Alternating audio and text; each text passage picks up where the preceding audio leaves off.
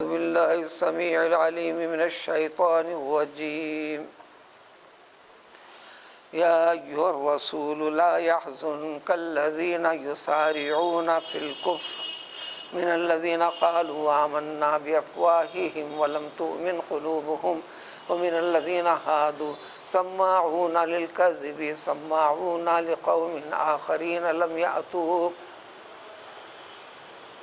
يحرفون الكلم من بعد مواضعه يقولون إن أوتيتم هذا فخذوه وإن لم تؤتوه فاحذروا ومن يرد الله فتنته فلن تملك له من الله شيئا أولئك الذين لم يرد الله أن يطهر قلوبهم لهم في الدنيا خزي ولهم في الآخرة عذاب عظيم۔ سورہ معاہدہ ان سوروں میں سے ہے جو قرآن کا نزول کے اعتبار سے سب سے آخر ہے۔ اس کی ہر چیز ایک قطعیت کے ساتھ قیامت تک کسی قسم کی تبدیلی نہیں، پورے قرآن کی بھی کوئی چیز میں تبدیلی نہیں۔ لا تبدیل لکلمات اللہ، یہ فیصلہ خداوندی ہے جس میں کوئی تبدیلی نہیں۔ جس ترتیب سے ہم چل رہے ہیں اس ترتیب کے لحاظ سے جوڑ اس سورے کے تیسرے رکوع میں جو ایک کسی قدر طویل رکوع ہے، کئی آیتوں پر مشتمل ہے۔ اہل کتاب کے حال چال کا تذکرہ تھا، جو اللہ تعالیٰ کی مقدس کتابیں تورات، انجیل، یہ دونوں قرآن مجید ہی تھے۔ یہ بات وضاحت کی جا چکی ہے کہ تورات عربی کا لفظ نہیں، عبرانی لفظ جس کے معنی ہے کتاب اللہ یعنی قرآن مجید۔ انجیل سریانی زبان کا لفظ ہے، یہ زبان بھی ابھی باقی ہے، زندہ ہے، اور اس زبان کی بھی اہمیت ہے، فضیلت ہے سریانی کی۔ ساری چیزیں آدم علیہ السلام کو سکھائی گئیں، بتائی گئیں۔ عام طور پر آپ کی زبان بھی سریانی رہی۔ پیغمبر عیسیٰ علیہ السلام ان کی امتیوں کی زبان سریانی۔ حشر کے میدان میں بھی کم و بیش بلکہ سب کے سب انسان سریانی زبان میں ہی بات چیت ہوگی۔ فیصلوں کے بعد پھر باقی رکھ دیں گے اللہ تعالیٰ، جنت کی زبان بولی عربی ہوگی۔ انجیل یہ سریانی لفظ میں، یہ بھی کتاب اللہ یعنی قرآن مجید، احکام خداوندی کا مجموعہ۔ کتاب کے معنی ہی ہیں، کتاب کسی سے بھی کہو، لکھے ہوئے شخص سے، پڑھے ہوئے شخص سے، تھوڑی سی سمجھ رکھنے والے بچے سے بھی کتاب دماغ میں آتی ہے، اس کو سمجھ میں آ جاتی ہے۔ کچھ لکھی ہوئی چیزیں اور آنکھ کے اوپر مشتمل، اس کو بک کہتے ہیں، اتنا سمجھ میں آ جاتا ہے۔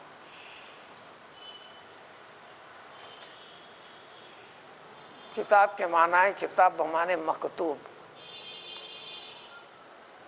کسی ایک خاص عنوان سے متعلق لکھ کر جمع کی ہوئی چیزیں۔ وضاحت کرو، تعریف کرو تو دشوار ہوتا ہے۔ بہت ساری چیزیں ہوتی ہیں آسانی سے بغیر سمجھے سمجھ میں آتے ہیں انسان کے، پھر سمجھانے کے لیے اگر اس سے پوچھا جائے تو ذرا سا دشوار ہو جاتا ہے۔ ایسا انسان کے معاشرے میں کئی چیزیں ہوتی ہیں۔ اس چیز کو اصطلاحی نام ہے عربی کے اندر سہل ممتنع، سمجھنا آسان سہل ہے، سمجھانے کے لیے انسان ایک دم الجھن میں آتا ہے۔ ممتنع دشوار، ایک اعتبار سے بالکل آسان، ایک اعتبار سے سمجھانے کے لیے دشوار۔ تو کتاب اللہ، اللہ تعالیٰ کی باتیں لکھی ہوئی، جمع کی ہوئی، احکام جمع کی ہوئی۔ تو تورات بھی اللہ کی کتاب، انجیل بھی اللہ کی کتاب، یعنی کتاب اللہ کتاب اللہ کتاب اللہ۔ اب اس کتاب اللہ میں انہیں قرآن اس سے زیادہ کسی اور کتاب کو پڑھا نہیں گیا، نہ پڑھا جائے گا۔ سب سے زیادہ تلاوت کی جانے والی کتاب، اس کے لفظی معنی خود یہ ہے، اس کے لفظی معنی خود یہ ہے۔ کتابیں آتی گئیں جاتی گئیں، آ رہی ہیں جا رہی ہیں، وجود میں بھی آ رہی ہیں۔ بڑے سے بڑے ماہر کی کتاب ہو، قانون کی کتاب ہو، لیکن اتنی پڑھی نہیں جاتی۔ انسان کے قانون بھی زمانے کے لحاظ سے بدلتے ہیں۔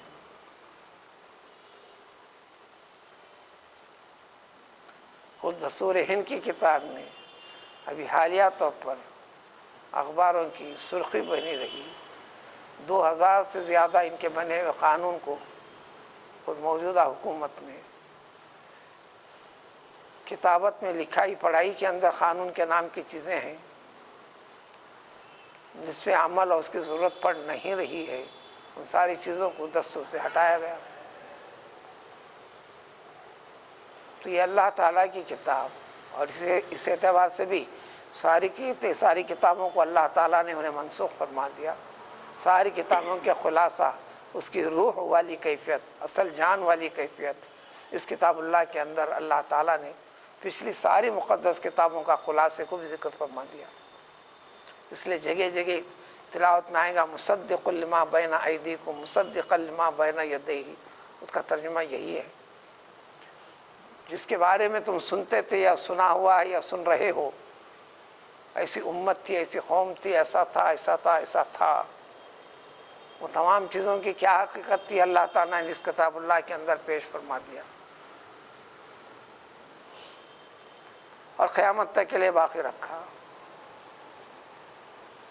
اس وجود کی شکل میں باقی رہنے کا نام نہیں ہے۔ نبی کریم صلی اللہ علیہ وسلم نے فرمایا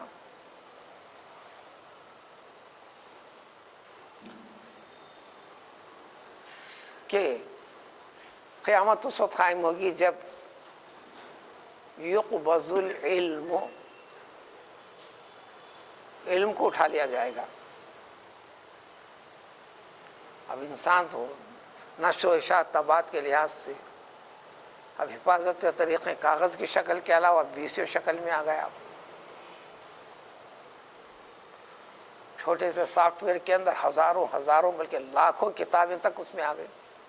اب ایک بٹن دبائیے، جس کتاب کو چاہے لے لیجئے، جس سبجیکٹ میں جس لینگویج میں ہونا ہے لے لیجئے آپ۔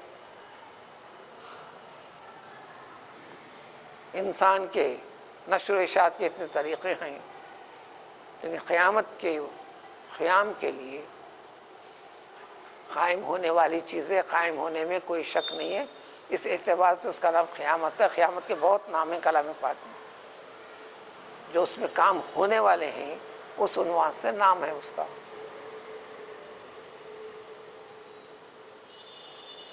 وضاحت طلب کرنے پر فرمایا علم والے لوگوں کو اٹھا دے گا اللہ تعالیٰ۔ کتابیں رہیں گی، لکھی ہوئی رہیں گی، سب رہیں گی، اس سے کیا حاصل ہونے والا ہے؟ یہ ایک بڑا پوائنٹ ہے، نقطہ ہے، خلاصہ ہے کلام پاک کا۔ خالی رکھ کر چھوڑنے کا نام ہم کتاب والے ہیں کہنا یہ نہیں ہے۔ کل اس کے متعلق بڑی تفصیل پیش کی گئی آپ کے سامنے، ترجمہ چھوڑ دیا گیا، اسی کی تکمیل آج آگے بڑھ رہی ہے۔ اس کا پس منظر جو آج کی اس آیت سے جڑا ہوا ہے، اس سورے کے 30 رکوع میں یہی اہل کتاب کے حال چال، ان کی شرارتیں، دینی اعتبار سے، دینی نقطہ نظر سے احکام خدا بندی کے ساتھ کھلواڑ جو تھا اس کا ذکر تھا۔ جب ایک کھلواڑ تھا، اس کے نتیجے میں 20 قسم کی خرابیاں معاشرے میں پیدا ہونے لگیں، پیدا کرنے لگا انسان، تو اس میں سزاؤں کا، اللہ تعالیٰ کی طرف سے سزا کا تعین کیا گیا۔ سزائیں دو قسم کی، ایک سزا جس کو اللہ تعالیٰ متعین فرما دیتے ہیں، اس کو قانون اسلام میں اس کا نام ہے سزا نہیں ہے، اس کا نام ہے حد، دال۔ اللہ کی کتاب کے معنی یقین رکھنے والے اور اس سے جڑے ہوئے افراد کے لیے انسانوں میں سے کسی بھی انسان کے لیے ذری بھی رعایت کرنے کا اختیار نہیں، اختیار خداوندی چلے گا۔ مثلا ذکر چلا چوری سے متعلق، چوری کے ثبوت تحقیق کے بعد اس کے ہاتھ کاٹنے کا حکم دے دیا گیا۔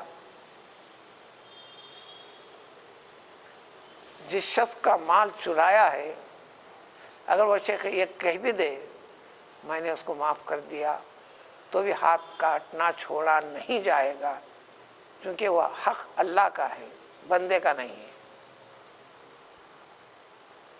جس کا مال چوری ہوا ہے معاف کیا کرے گا؟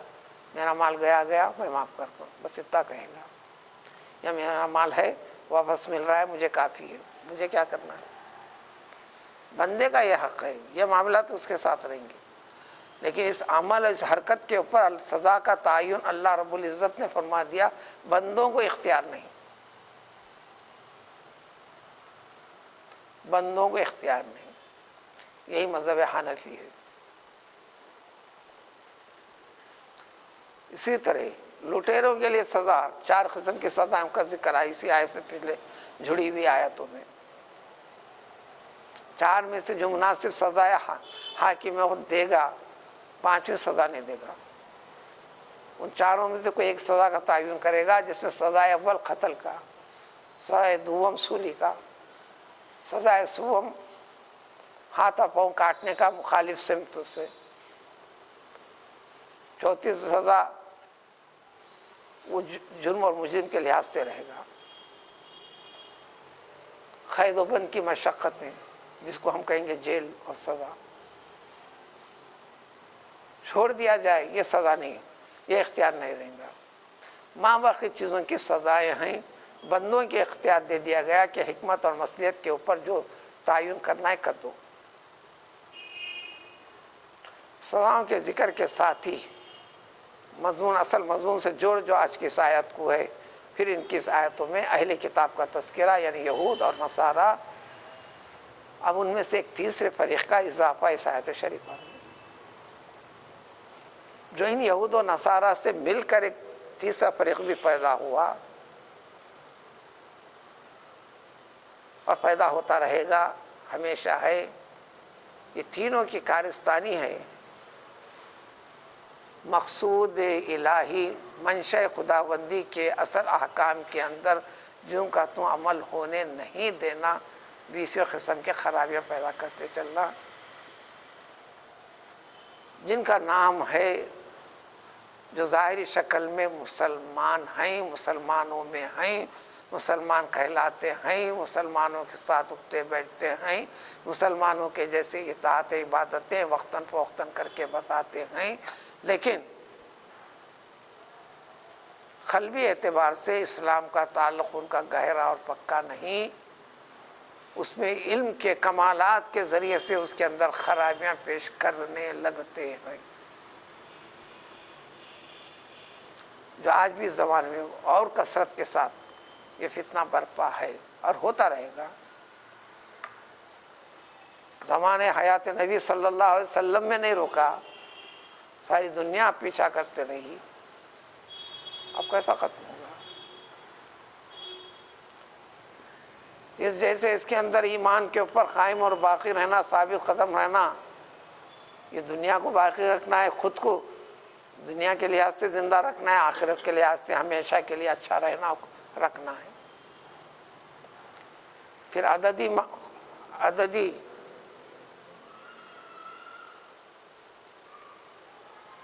قلت اور کثرت یہ کوئی معنی نہیں رکھتی۔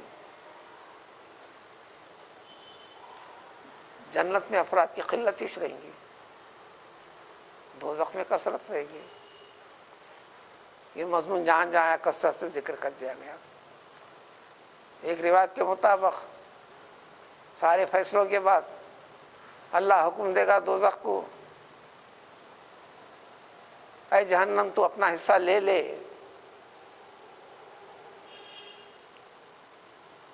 وہ کہے گی کس حساب سے لوں؟ ہر 100 میں سے 99 کو کھینچ لے، ایک کو چھوڑ دے، 99 کو کھینچ لے، ایک کو چھوڑ دے۔ حق اور جنتی والوں کی تعداد ایسی رہے گی۔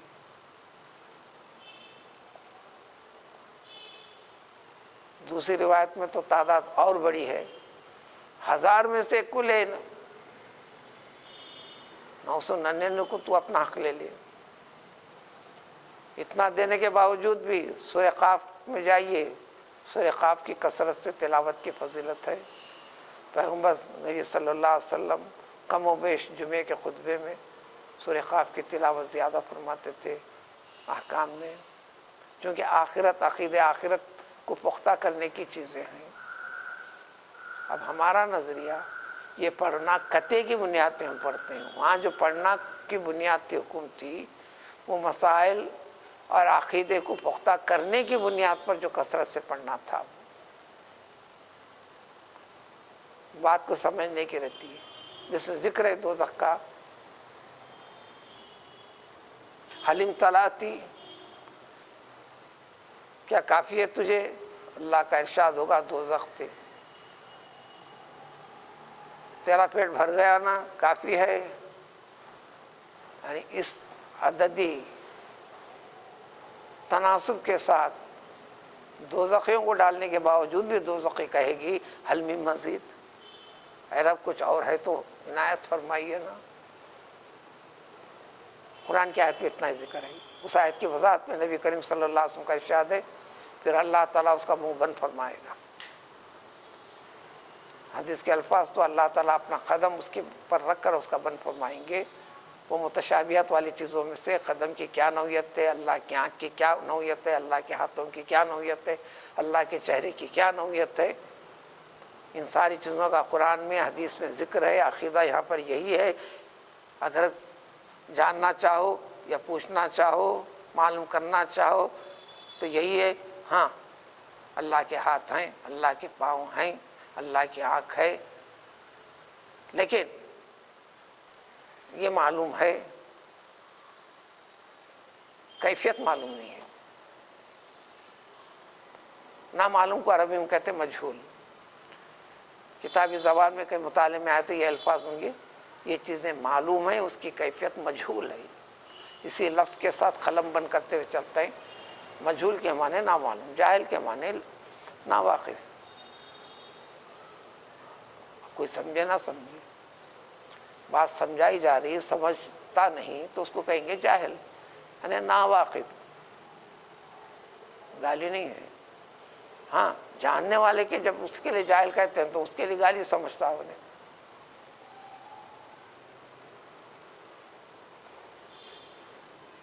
عقیدہ یہی ہے۔ امام احمد بن حنبل رحمۃ اللہ علیہ کا ارشاد، اسی ارشاد کو ساری کی ساری امت نے آج تک کے لیے اختیار کیا، لکھتے ہیں اس مسئلے میں عقیدے سے متعلق کہ ساری کی ساری چیزیں ہمیں معلوم ہیں۔ کیا معلوم ہے؟ اللہ کا ہاتھ ہے، قرآن ذکر کرتا ہے ید اللہ فوق ایدیہم لابتغاء وجہ اللہ، اللہ کے چہرے کے لیے فلاں فلاں فلاں فلاں، ہمیں معلوم۔ کیسے ہوں گے، کس قسم کے ہوں گے، اس کی کیفیت مجہول، نامعلوم۔ اتنا جاننے کے بعد پھر اگر سوال کیا نہیں پھر کیسا ہے، اس کے بعد سوال کرنا یہ بدعت، پھر اس پہ قائم رہنا یہ ضلالت و گمراہی، پھر اس کا نتیجہ دوزخ۔ دین اسلام حق پر تمام کا اسی عقیدے کے پر، اس مسئلے میں یہی عقیدہ سب کا ہے۔ لیکن قوم خاموش نہیں بیٹھتی، کوشش کرتی جاننے کی، جس میں کامیاب ہونا ممکن نہیں ہے۔ اس لیے تعلیم دی نبی کریم صلی اللہ علیہ وسلم نے اللہ کے کلام پاک کو بھیجنے کے بعد نبی کو باقی رکھنے کی حکمت مصلحت بتلائی اللہ تعالیٰ نے، اس کی وجہ نبی کریم صلی اللہ علیہ وسلم نے ان کو معلم بنایا امت کا، بات سمجھانے کے لیے۔ اس لیے حدیث شریف ہے انما بعثت معلما، اللہ تعالیٰ نے مجھے استاد معلم بنا کر بھیجا ہے تمہارے واسطے، نہ صرف پیش کر دینا نہیں، حقیقت کو سمجھانا بھی بتانا، سمجھایا بھی بتایا۔ اس لیے ہر حدیث کلام پاک کے کسی نہ کسی چیز کی وضاحت تفصیل ہے، اس سے ہٹ کر کوئی چیز نہیں۔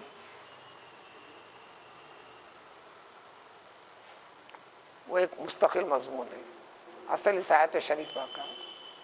خالی ترجمے سے آپ کو بات اتنی گہرائی سے بیٹھے گی نہیں۔ اب آپ کے سامنے تلاوتی ایک آیت کی، اس کے ساتھ جڑی ہوئی مسلسل 3 آیتیں ہیں، تینوں کا مضمون ایک ساتھ جڑا ہوا ہے، اور اس سلسلے سے باقی رہنے والی جو قومیں ہیں، یہودی اور نصرانی، مجوسی وغیرہ، آج بھی ان کو دینداری کا دعویٰ ہے، مذہب کا اعتقاد ہے، اور اہل کتاب یہود و نصارہ میں بالکل آخرت کا تصور ہے، مرنے کے بعد اٹھائے جانے کا یقین ہے، حساب و کتاب کے ہونے کا یقین ہے، مگر اس دعوے کے ساتھ جو یہودی ہے وَقَالُوا لَن يَدْخُلَ الْجَنَّةَ إِلَّا مَنْ كَانَ هُودًا أَوْ نَصَارَىٰ، یہودیوں کا دعویٰ ہے کہ جنت میں داخل ہوں گا تو صرف اور صرف وہی شخص داخل ہوں گا جو یہودی ہے، جو یہودی مذہب سے نہیں ہے۔ ساری دنیا کے انسان سارے کے سارے یہ قطعی طور پر، یقینی طور پر یہ دوزخی ہیں، دوزخی ہیں، دوزخی ہیں، ان کا یہ دعویٰ ہے۔ سارے کرسچنوں کا عقیدہ یہ ہے کہ جنت میں اگر داخل ہوں گا تو صرف اور صرف کرسچن عیسائی ہی داخل ہوں گا، جو عیسائی مذہب کو اختیار نہیں کرے گا، عیسائیت پر واقع نہیں رہے گا، وہ دوزخی ہے، دوزخی ہے، دوزخی ہے۔ اس کلام پاک نے ان کے عقیدے کو کئی طریقے سے ذکر کر کے فرمایا تلک امانیہم، بس ان کے خیالی اڑانے ہیں، تمنائیں ہیں۔ بہکنے والے انسانوں کو اللہ نے بتایا ایسا نہیں ہے، ایسا نہیں ہے۔ کیوں انجیل پر باقی نہیں رہے؟ کیوں یہودیت کے اوپر کیوں باقی نہیں رہے؟ تمہاری کتاب کو منسوخ کرنے کی نوبت کیوں آئی ہے؟ ان کے حال چال کی تفصیل پیش کی جا چکی، اب اس میں ایک تیسرے فریق کے ساتھ اب یہ شرارتیں، ان کی سرگرمیاں ہمیشہ وقتاً فوقتاً رہی۔ اس وقت راست خطاب پیغمبر صلی اللہ علیہ وسلم سے سارے کلام پاک میں احکام کی وضاحت خطاب پیغمبر علیہ السلام سے بواسطہ پیغمبر انسانوں سے اور خاص طور پر مسلمانوں سے اسلامیت کی حفاظت کرنے کے لیے۔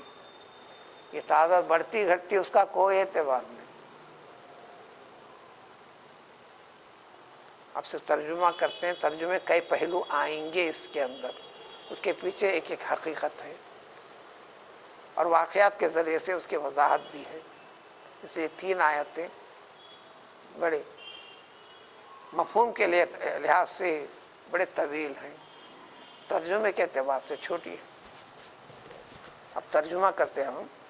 یا ایھا الرسول، رسول اللہ کو الرسول، بیت اللہ کو البیت، البیت العتیق، یہ مشہور اور معروف چیزیں جو سمجھ میں آتی ہیں، عربی کے اصول استعمال کیے ہیں، ایک لفظ کو حذف کر کے ایک الف لام کا اضافہ کرتے ہیں۔ جیسے بیت اللہ کو ادھر اللہ کا ذکر چھوڑ کر البیت کہتے بیت اللہ۔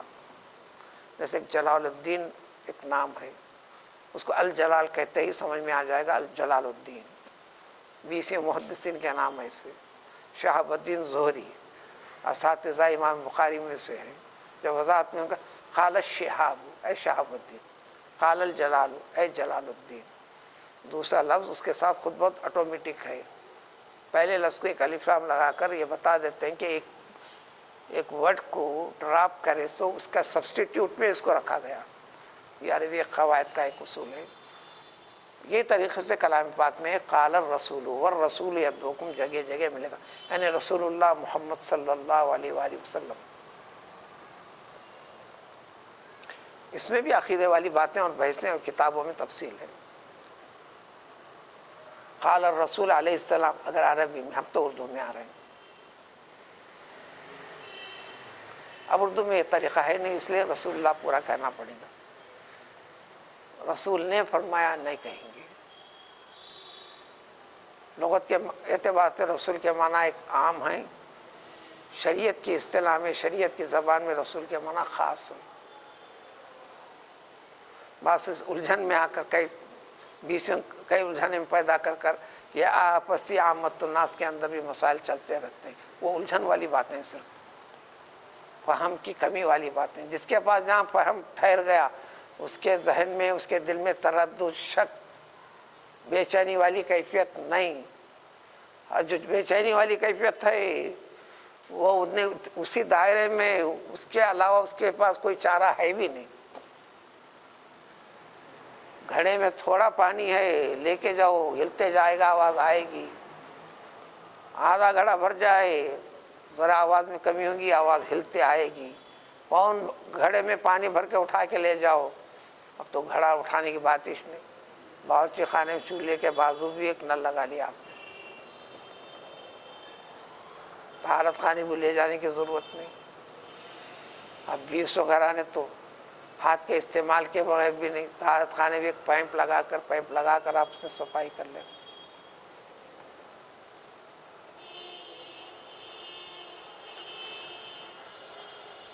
جب پوری طرح گھڑے کو بھر کر اٹھا کے لے جائے ذریعہ آواز نہیں آتی. علم اور فہم جب پورا ہو جائے گا، یہ لوگوں کے گڑبڑ، کمی، زیادتی میں الجھن نہیں، اطمینان ہے. کیا اطمینان ہے؟ اس کے پاس اس کا سمجھ کا دائرہ اتنا ہی ہے، انہیں ایسا ہی کہے گا. اب اس کو انہیں علم کے اتنے درجے میں اس کے ساتھ نمٹنا کیسا یہ کرے گا، انہیں نمٹے گا اس کو. اس لیے عرفان و معرفت کی حقیقت جس کے اندر کامل ہو گئی، ان سے کہیں ایک لفظ بھی نہیں سنیں گے. انہیں کافر ہے، انہیں ایسا ہے، انہیں صحیح ہے، انہیں غلط ہے، کبھی نہیں سنیں گے.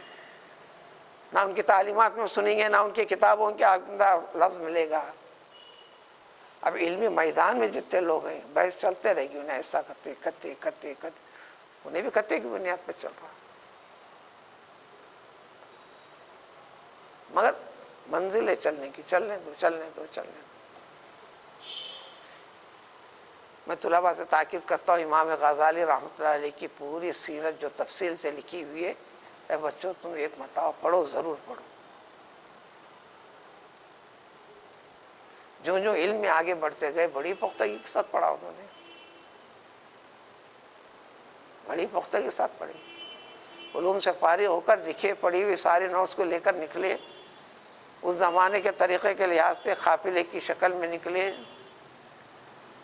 لوٹیروں کا ایک گروپ ملا، سارے قافلے کو لوٹا.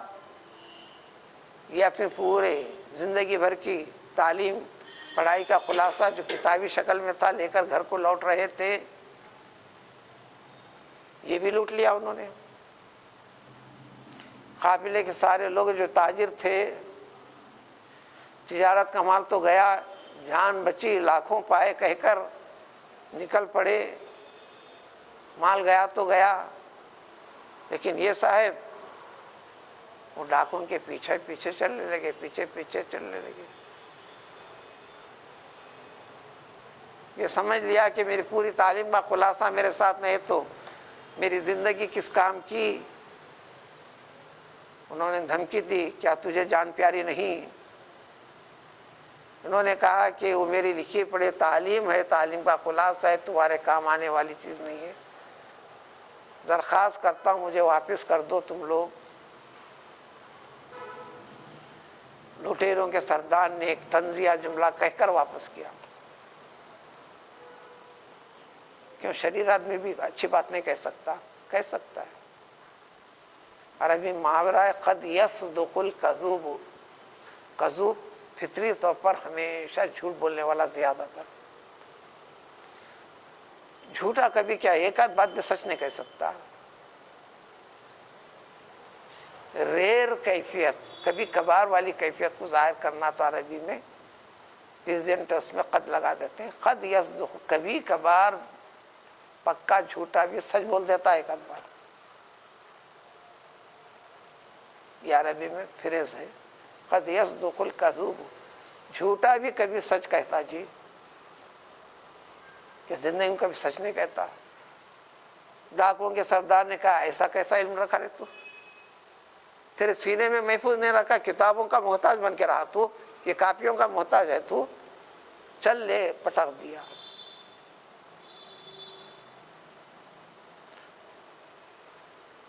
عزت و اہتمام سے لپیٹا، اٹھا کر لے کر جب گھر پہنچے، 1 مہینے سے زیادہ وقت میں گھر میں دروازے کھڑکیاں بھی بند کر کے گھر میں سارا لے کے بیٹھے، باہر جھانکے تک نہیں. ان کے دل کو یہ بات لگی واقعی میرے سینے میں محفوظ ہونا چاہیے، میں کتابوں کا محتاج کیسا بن گیا. پھر اعادہ کر کے اس کو مضبوط حافظے میں بٹھا کر پھر وہی کام کیا. پورا اپنا ذخیرہ بولی میں پھینکے کہتے ہوئے، حالانکہ موجود نہیں ہے، اے ڈاکو کے سردار اگر دوبارہ ملاقات ہوئی تو مجھے یہ تنزیہ جملہ نہیں کہہ سکے گا. میں نے اپنے سینے میں حفاظت رکھ لی. لیکن یہاں بات ان کی برسبیل تذکرہ جو بتانے کی ہے، ان کا قصہ تفصیل بتانا نہیں ہے. جوں پڑھتے یعنی محنت سے پختگی کے ساتھ پڑھے. مدرسے نظامیہ نام ہے ایک کورس کا، کوئی بلڈنگ کا نام نہیں. نظامیہ کتابوں پڑھیں گے، درس نظامی، یعنی پورے سبجیکٹس کو اسٹیپ بائی اسٹیپ ایک ترتیب سے آگے بڑھانا ایک نظام سے، اس کا نام ہے نظامیہ. اس کو کہتے ہیں درس نظامی. پہلے جو تعلیم ہوتی تھی کتابی تعلیم ہوتی تھی، اب پورے زمانے میں نظامی تعلیم ہوتی ہے. جیسے SSC تک ہر سبجیکٹ کمپلسری پڑھتے چلنا، یہ درس نظامی ہے. گریجویشن تک درس نظامی رہتا، بلکہ انٹر تک تو لازم. انٹر کے بعد سیکشن چینج ہوتے ہیں، آپ کی مرضی پہ چلتے رہتے ہیں، بدلتے رہتے ہیں. گریجویشن پر تعلیم کے مرحلے عربی ہو، انگریزی ہو، کسی بھی لینگویج میں ہو. اس کے بعد جو ماسٹر ڈگریز جو کہتے ہیں فلاں فلاں فلاں، آپ کی پسند کے کسی نہ کسی ایک مخصوص مضمون کے اوپر اور ذرا صلاحیتیں اضافہ کرنے، مہارت پیدا کرنے کا نام ہے. کسی ایک سبجیکٹ کے اوپر اسی ماسٹر کو ہم عربی کے اندر کسی بھی سبجیکٹ میں جو کمال پیدا کرتا ہے اس کو امام کہتے ہیں. قواعد کے اندر اس کے امام ہیں، شریعت قانون اسلام کے اندر یہ امام ہے.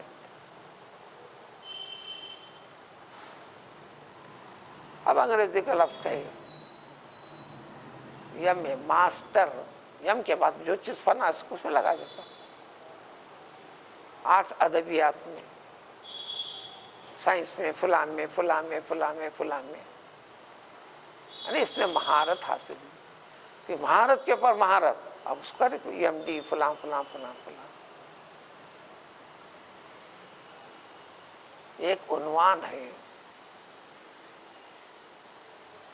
تو درس نظامی کا سب سے بڑا مدرسہ جو بغداد میں چل رہا تھا، وہاں پر حاکم وقت نے آ کر ایک مرتبہ خفیہ دورے پر سارے طلباء سے اپنے ان کے تاثرات معلوم کیا کہ پڑھ کیوں رہے ہیں.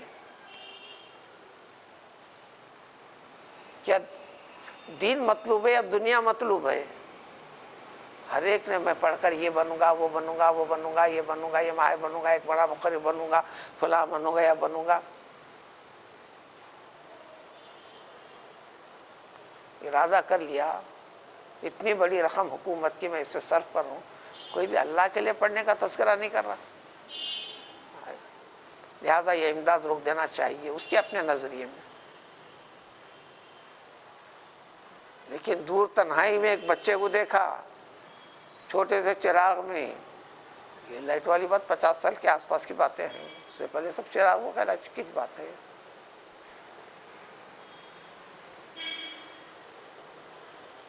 اس سے لیے تو انہیں للہیت کی باتیں کیا بچہ، معرفت خدا بندی مقصد رکھا۔ یہ امام غزالی تھے، اس نے کہا کہ سینکڑوں بچے، سب سے بڑی حکومت کی دولت اس میں صرف ہو رہی ہے، پرواہ نہیں صرف ہونے دو، بھلے ان تمام میں ایک بھی نکلا، یہ پورا خرچہ میرے لیے کام آ گیا۔ پھر باقی رکھا اس نے، ان افراد میں شمار ہے امام غزالی کا۔ اہل طریقت کے بھی امام ہیں، شریعت کے بھی امام ہیں بات، لیکن جب جو پڑھتے گئے پختگی کے ساتھ سمجھ کے پڑھے، تصوف سے جڑے ہوئے حضرات کے پر تنقید کرتے رہے،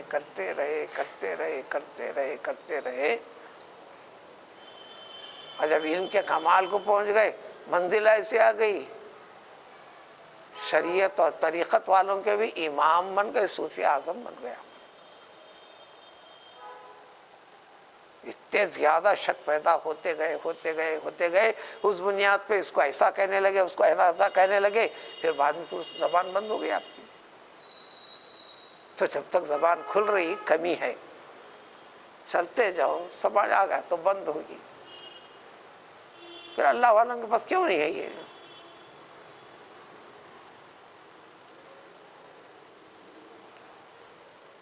کتابیں پڑھے، سب پڑھے، میں بھی پورے درسیات سے پاری ہوں۔ یہ غیر ضروری ایک زائد چیز ہے جو مجھے نہیں کہنا چاہیے، میری زندگی سے متعلق۔ میں یہ جماعتیں کیا چیزیں ہیں؟ درس نظامی کے اعتبار سے ہر کتاب میں نے پڑھا۔ میں جنگل کا آدمی ہوں، میرا پورا خاندان رضی آج بھی جنگل کے لوگ ہیں، زراعت باری کے خاندان سے میں اکیلا نکلا ہوا، جو نکل گیا تو پلٹ کے گیا نہیں۔ پھر کبھی کبھار جاتا ہوں تو دن یا چند گھنٹے کے لیے پرانی یادیں تازہ کرنے کے لیے عزیز خارج سے جھلک کے لیے جا کے آ جاتا ہوں، ٹھہرتا بھی نہیں۔ جو نکل گیا تو نکل گیا، پلٹا نہیں۔ تعلیم کے دوران میں بھی مجھے خود احساس نہیں، آج بھی بات کہتے ہیں، ارے یہ تو ہیں مدرس کو کبھی سبق ایک مہینے تک ایک ہی سبق پہ روک دیتے، میں کبھی روکنے کا خیال نہیں کیا۔ جب تک پوری بات سمجھ میں نہیں آتی، میں آگے سبق پڑھانے کے لیے مدرس کو کہتا نہیں تھا۔ یہ فطری طور پر ہوا، کبھی سوچا نہیں میں نے ایسا۔ ایک صاحب تھے استاذ الاساتذہ، سارے اساتذاؤں کے استاد اتنے بڑے تھے، لاجک کے استاد بن کر آئے، ورنہ لاجک کے اندر ایک لیسن تھا، اس میں بتائے تو ایک چیز تو وہاں ڈاؤٹ پیدا ہوا۔ میں پوچھا پھر یہ کیسا؟ وہ خود حیران ہوئے، پھر اسٹڈی کرنے کو نکلے انہوں، جبکہ استاد و اساتذہ ہے۔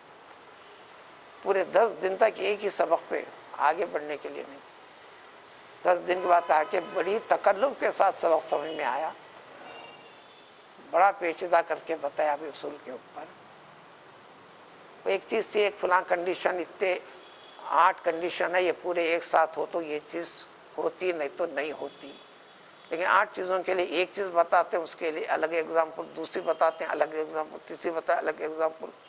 قانون نے بتا رہے ہیں کہ 8 چیزیں ایک جگہ ایک ساتھ ہوئے تو ہوتے، والا ثابت کر کے بتائیے 8 چیزیں، لیکن 8 میں سے ایک چیز کو ایک ایگزامپل سے بتا رہے ہیں، دوسری چیز کو دوسرے ایگزامپل سے، تیسری چیز کو تیسرے ایگزامپل سے۔ اور پھر مجھے عقیدہ بٹھاؤ بول رہے ہیں، علم کو حاصل کرو بول رہے ہیں آپ، پورے 8 چیزیں ایک ساتھ میں ہونا، تو پھر وہ ایک ہی ایگزامپل میں 8 چیزیں آنا۔ پھر تو ان کو مزید اسٹڈی کرتے پورے 8 دن لگے، اس کے بعد بنائے۔ ذرا ایگزامپل کو بڑا طویل بنانا پڑا، جو کتاب والا بھی ایسا نہیں لکھ رہا تھا، 8 چیزوں کا 8 ایگزامپل دے رہا، اصول لکھ رہا ہے۔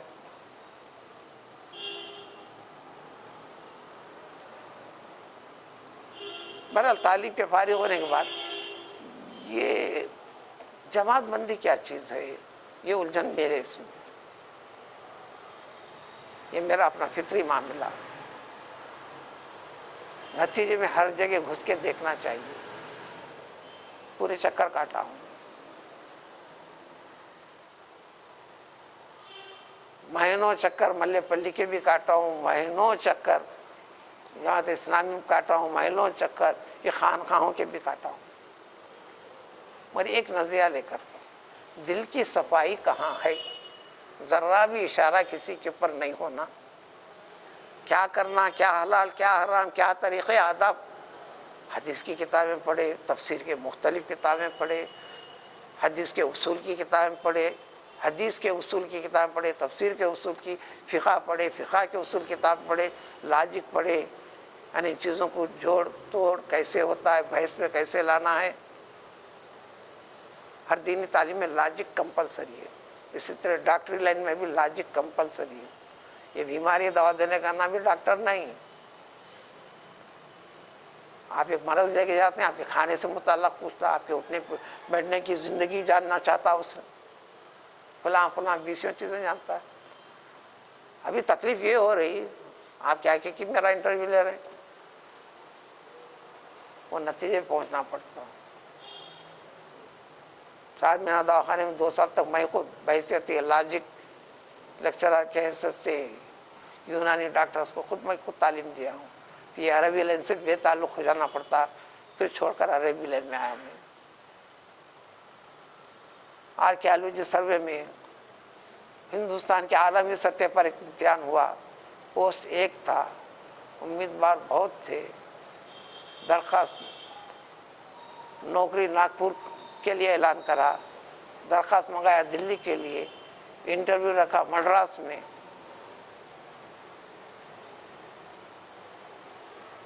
25 سوالات کیا تھا اس نے.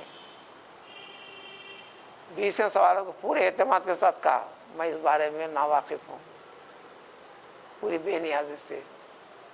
اس کے باوجود بھی ان تمام امیدواروں نے میرا انتخاب کیا. تنخواہ وغیرہ کے لحاظ سے بہت بڑی نوکری تھی. ہمارے علمی حلقوں میں جو مجھے جانتے ہیں سب جانتے ہیں، عجیب آدمی ہیں آپ، اتنی بڑی چھوڑ کے چلے گئے.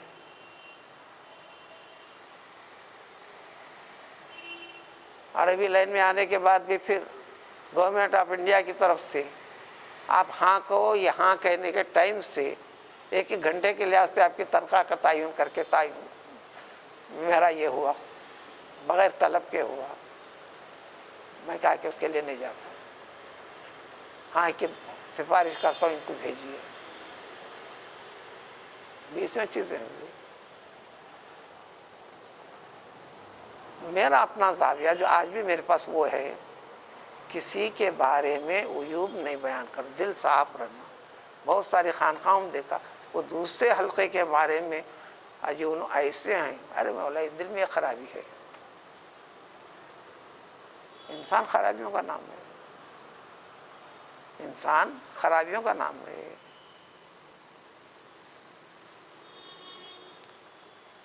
مجدد الف ثانی رحمۃ اللہ علیہ کے فضل تہجد پڑھ رہے ہیں، کر رہے ہیں. بچہ بھی فطری طور پر باپ کی اطاعت و فرما برداری میں.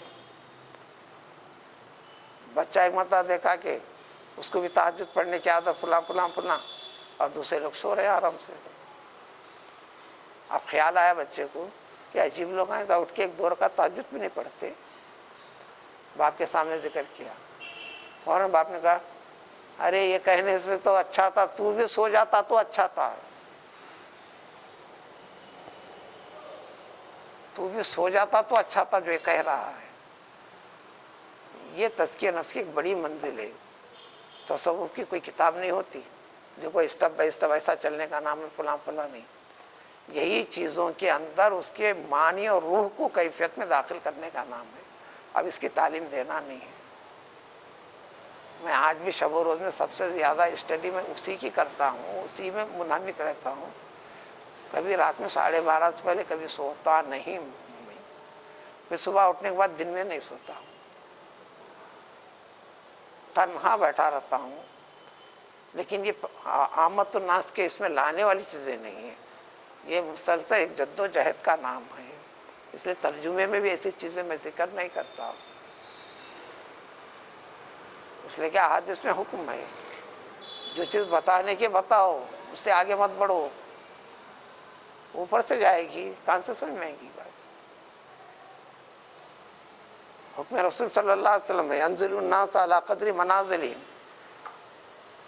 اس درجے کے لحاظ سے اتنی بات کرنا.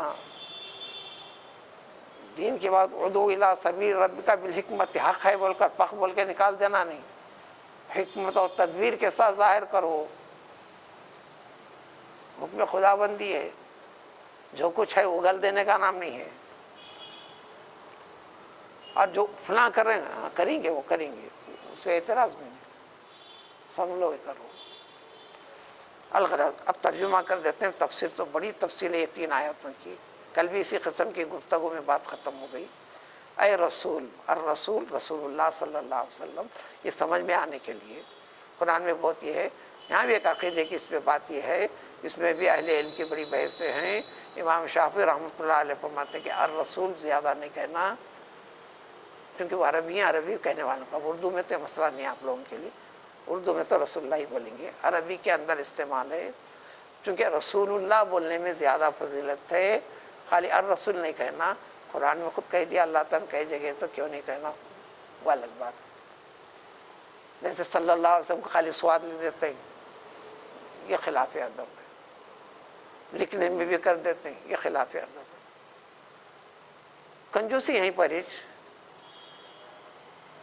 لکھنے میں کنجوسی، کہنے میں اس میں پورا کہنا.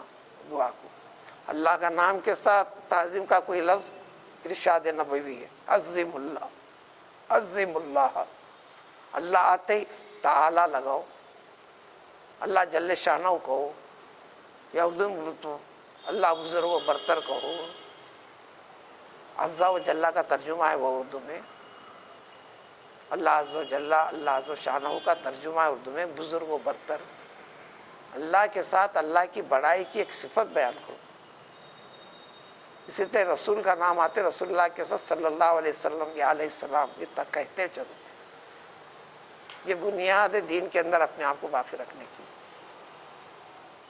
اللہ کو ماننے کی. اللہ کی تعلیم دینے والے اللہ نے اہتمام جن کو فرمایا ان اللہ ملائکۃ یصلون علی النبی، اپنے رسول کو ہمیشہ اہتمام کے ساتھ خود اللہ بیان کرتے ہیں. اللہ کے فرشتے اس میں لگے ہوئے ہیں، اے مسلمانوں تم اس میں لگے رہو. قرآنی حکم ہے. اللہ فرماتا ہے، صحیح فرما رہے ہیں ہم، اللہ کے ذکر اللہ تعالیٰ بولیے، اللہ باری کہیے، اللہ جس کی شان و عظمت بڑی ہے کہیے. عربی میں بہت سے الفاظ ہیں، اردو کے اندر زیادہ اصطلاحات نہیں دیے ہیں. عربی میں بھی ایسیوں اصطلاحات ہیں جو اللہ کی شان و عظمت کے ساتھ ذکر کرتے ہیں. تو رسول اکرم صلی اللہ علیہ وسلم سے خطاب، یعنی بالواسطہ امتیوں سے، مسلمانوں سے خطاب، اتنے بڑے فتنے کے ساتھ ایمان کو لے کر گزرنا ہے، یہ سمجھانا ہے. اس میں بڑی تفسیر ہے، کل بھی آگے نہیں بڑھ سکی تھی. لا يحزنك الذين يسارعون في الكفر، تم رنجیدہ کیوں ہوتے ہو جی؟ ہرگز رنجیدہ مت ہوئیے. آپ کب بول رہے ہیں؟ ایک شخص رو رہا تو کیوں رو رہے ہیں؟ میاں مت رو. پریشان کئی کو پریشان ہے، میں مت ہوں. اتنے رنجیدہ دل شکنی والا مرحلہ اللہ نے فرمایا کہ تم کو دل شکنی کرنے کی ضرورت نہیں، ہمت ہارنے کی ضرورت نہیں، پریشانی ہونے کی ضرورت نہیں، اپنا کام کرتے چلو. یعنی ایسا ماحول تم کو زندگی میں ملے گا، تمہارے رسول کو دے دیا گیا علیہ الصلوۃ والسلام کو. سارے صحابہ اس منزل سے گزرے، اچھا کھاتے پیتے کرتے کچھ بھی نہیں، اور ہمارے کو آسانی کے ساتھ ہونا، پھر بھی جنت ہم کو مل جانا. یہ مفہوم تو کئی مرتبہ گزرا. ہم حسبتم ان تدخلوا الجنہ، اس مفہوم میں کئی آیت ہیں، ایک سے زائد بہت سے آیت. اس کو پھیر پھرا کے ہمارے ذرا بگڑ لہجے اردو میں بولیں گے تو میں پورا خلاصہ ذکر کر کے وہاں پر کہتا ہوں. تمہارے اپنے انداز میں سمجھو کہ اللہ فرماتا مسلمان سے، اے مسلمانوں کیا تم یہ سمجھتے ہو کہ جنت تمہارے باپ کی جاگیر ہے جو آسانی سے مل جائے گی؟ یہ میں پورے ترجمے کو پھیر کے آخر میں بولتا ہوں. اجی مسلسل آزمائش اور مشقت والے مرحلے سے گزرنے کے بعد ملنے والی چیز ہے۔ ان مع العسر یسرا، مشقت کے بغیر سہولت کیسے، محنت کے بغیر راحت کیسے، تھکان کے بغیر آرام کیسے، بھوک کے بغیر کھانے میں لذت کیسے، انتہائی پیاس کے بغیر پیاس کی پانی کے ملنے کے بعد اس کی لطافت اور لذت کیسے۔ ان مع العسر یسرا، ان مع العسر یسرا، وہی مفہوم ہے وہاں بھی سورہ النشرہ کے اندر، لیکن وہاں ایک بات وضاحت ہے، لیکن پورے ٹوٹلی مجموعی اعتبار سے تمہارے رب نے تمہارے پر اتنی مہربانی کی ہے، جتنے سہولتیں زندگی میں پہنچا رہے ہیں، مشقتیں بہت کم ہیں، حساب کرو، ٹوٹل کر کے دیکھ لو، لیکن اس کے بغیر تم کو چارہ نہیں ہے۔ احسب الناس ان یترکوا ان یقولوا آمنا، ہم مسلمان ہیں کہہ کر یہ سمجھتے ہو کہ ہم کو کوئی مصیبت نہیں آئیں گی، ہم آزمائش نہیں پڑیں گے، ہمارے خلاف میں ہمارے اوپر نظریں پھاڑ کر کوئی نظر نہیں ڈالے گا؟ یہ کہاں سے سمجھ لیا تم نے؟ اس بنیاد پر کہ ہم مسلمان ہیں، اللہ کو اللہ مانتے ہیں، نماز کے وقت نماز پڑھتے ہیں، تاکہ کس کے لیے؟ دین اسلام سے، صوم و صلاۃ سے جڑے ہوئے شخص کو سمجھا رہے ہیں کہ بہت خیال کر لیں گا، بہت منزلوں سے گزرنا ہے۔ وَهُمْ لَا يُفْتَنُونَ، ان کو آزمایا نہیں جائیں گا، یہ کہاں سے سمجھ لیا تم نے؟ مگر طریقے الگ الگ ہیں، طریقہ بتایا اللہ نے، وَلَا تُحَمِّلْنَا مَا لَا طَاقَةَ لَنَا بِهِ، اس دعا کو اکثر و بیشتر رکھنا، یعنی ہماری طاقت سے بڑھ کر آزمائش والے مرحلے میں ہمیں مبتلا مت فرما، اللہ نے خود دعا بتائی۔ اور یہ چیز کسی امت کو نہیں دی گئی، اسی امت کو دی گئی، بہت بہت بڑی چیز ہے سمجھ میں آنے کے بعد، یعنی ایمان پہ باقی رہنے کے لیے۔ بیسیوں جگہ آدمی جھڑ جاتا، بڑی منزل کو پہنچ کر نیچے گر جاتا۔ تو تمہیں رنجیدہ ہونے کی ضرورت نہیں ان لوگوں سے جو لوگ نافرمانی میں، کفر میں، شرارتوں میں بڑی تیز رفتاری کے ساتھ آگے بڑھ رہے ہیں، ہر زمانے میں رہے، بڑھتے رہیں گے۔ اور یہ وہ لوگ ہیں ان لوگوں سے جو اپنے منہ سے کہتے ہیں کہ ہم مسلمان ہیں، جبکہ ان کے دلوں کے اندر ایمان نہیں ہے۔ یہود و نصارہ کی چل آج بھی ہے، آج بھی ہے، اسلام قبول کرتے ہیں، مسلمان سے اٹھتے بیٹھتے ہیں، تہجد گزار بھی رہتے ہیں، اسپیچ بھی دیتے ہیں مسلمانوں کے اندر، لیکن اسلام کو کمزور کرنے کے عنوان سے دھیرے نامل انداز میں آتے ہیں، ایک مستقل اور اس تربیت کا حصہ کہلانے والے مسلمان بھی بنتے ہیں۔ یہ اس وقت زیادہ رہا، بس اہدنا الصراط المستقیم میں مفہوم دماغ میں لاتے ہوئے نماز میں گزرنا، یعنی دین پر باقی رہنے کی اللہ کے فضل کو طلب کرنا، بس وہی مراد ہے اہدنا الصراط المستقیم۔ یہ ان کے منہ سے کہتے ہیں، اور پھر وہ لوگ جو یہودی ہیں، یہودی تو چلیں گے براوت پیچھا، ان کی عادتوں میں سماعون للکذب،